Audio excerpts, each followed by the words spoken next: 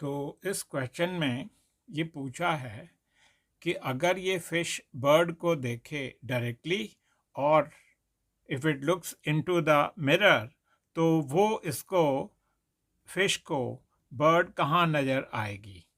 अगर ये fish directly देखती है तो ये वाला डिस्टेंस तो सेम रहेगा h/2 और रेयर मीडियम में वो डिस्टेंस इफेक्टिव डिस्टेंस ज़्यादा हो जाता है। ज़्यादा मतलब n इंटू एच हो जाएगा।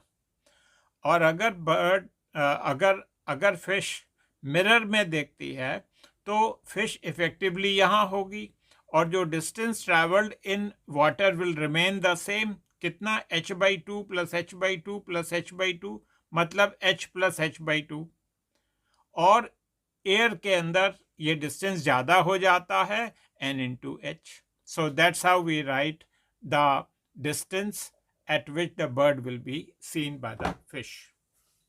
Thanks.